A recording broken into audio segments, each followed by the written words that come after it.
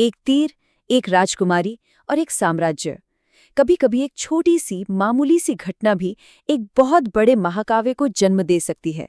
आज हम पद्मावत की कहानी के ठीक उसी पल में चलेंगे जहां से सब कुछ शुरू हुआ। तो सवाल यही उठता है कि आखिर एक मामूली सा शिकार का हादसा कैसे एक पूरे साम्राज्य को हिला देने वाली कहानी की वजह बन सकता है। चलिए इस दिलचस्प पहेली को परत दर परत खोलते हैं। ठीक है, तो हमारी कहानी की शुरुआत होती है एक राजा के रहस्यमयी तरीके से गायब हो जाने से। जगह है सिंगल द्वीप, जहां मेवाड़ से एक शाही मेहमान आए हुए हैं, राजा रावल रतन सिंह। और होता क्या है कि वो शिकार के दौरान गायब हो जाते हैं। अब सोचिए जरा, एक राजा एक बिल्कुल अनजान धरती पर लापता है। ये कोई छोटी मोटी बात नहीं है। बात सिर्फ एक इंसान के गुम होने की नहीं है, इससे दो राज्यों के बीच तनाव भी खड़ा हो सकता है। और देखिए मामला कितना गंभीर है, ये इस एक आदेश से बिल्कुल साफ हो जाता है। एक राजा को ढूंढने के लिए पूरा का पूरा राज्य हरकत में आ गया है। मतलब हर एक पल बहुत कीमती है। अब चलते हैं उस गुफा में जहां किस्मत एक बहुत ही अनोखा खेल खेलने वाली है।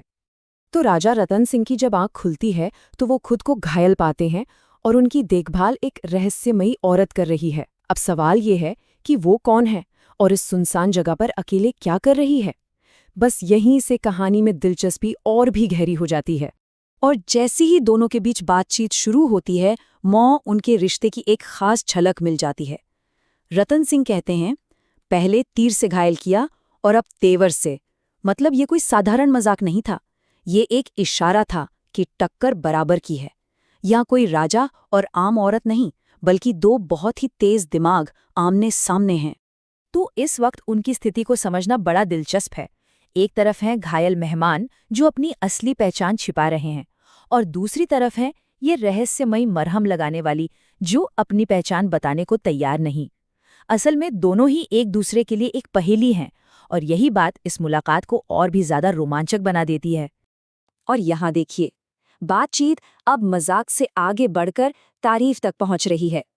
रतन सिंह का ये कहना कि कुछ हादसे खूबसूरत होते हैं, आपके सिंघल की तरह, ये साफ साफ इशारा है कि वो सिर्फ उस जगह की ही नहीं, बल्कि उस स्त्री की सुंदरता और शख्सियत से भी बहुत प्रभावित हो चुके हैं। और फिर आता है वो पल जो सब कुछ बदल देता है, जब वो कहते हैं, यहाँ मोती बिकते नहीं, किस्मत से मिलते हैं, जैसे आप मिल गई। इस एक लाइन के साथ ही ये मुलाकात एक हादसा नहीं रहती, बल्कि किस्मत का लिखा बन जाती है। और ये जो किस्मत का खेल है ना, यही इस पूरी कहानी की नींव है।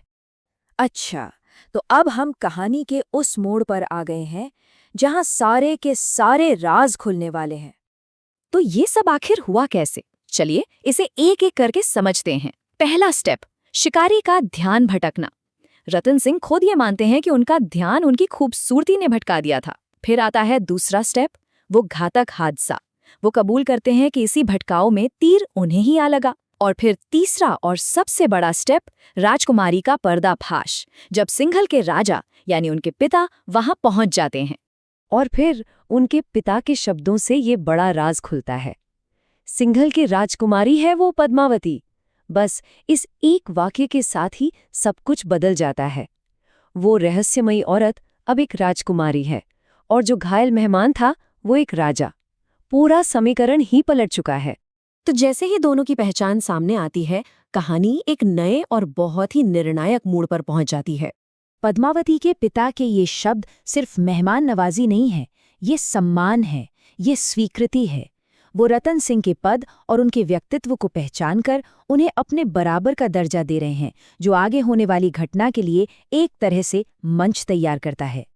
और फिर रतन सिंह एक ऐसा कदम उठाते हैं जो उनकी राजसी शख्सियत को पूरी तरह दिखाता है। उनका जवाब सीधा और एकदम स्पष्ट है, नहीं, हमारे साथ मेवाड़ चलेंगी पद्मावती, हमारी पत्नी बनकर। ये किसी प्रेमी का नहीं, बल्कि एक राजा का प्रस्ताव है, साहसिक, सीधा और निर्णायक। तो एक तरफ तो दो राज्यों का ये पवित्र बंधन जुड़ रहा था, और दूसरी तरफ हजारों मील दूर एक और साम्राज्य अपनी परछाई फैला रहा था। खतरे की आहट बस यहीं से शुरू होती है। अच्छा, तो प्रस्ताव के बाद घटनाएं बहुत तेजी से आगे बढ़ती हैं। राजकुमारी पद्मावती को अपने पिता का आशीर्वाद मिलता है, उनका विवाह होता है, और फिर ये नया जोड़ा अपने राज्य चित्तौड़ के लिए रवाना हो जाता है। एक प्रेम कहानी जैसे अपनी मंजिल पर पहुंच जाती है। और जब वो चित्तौड़ पहुंचते हैं तो उनका स्वागत पूरे जश्न और धूमधाम से होता है। पूरा राज्य अपनी नई रानी के आने की खुशी मना रहा है, एक नए बेहतर दौर की उम्मीद कर रहा है। और ये जय जयकार, बोलो महारानी पद्मावती की जय, ये उस खुशी और उम्मीद का शोर है जो उनके आने से पूरे मेवाड़ में फैल गई थी। देखा जाए तो ये कहानी का सबसे सुखद और शांत पल है, बिल्कुल तूफान से पहले की शांति।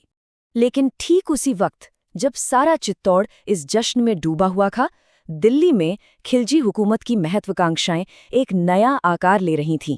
सोचिए, एक तरफ सम्मान और परंपरा का जश्न है, तो दूसरी तरफ ताकत और फतह की भूख।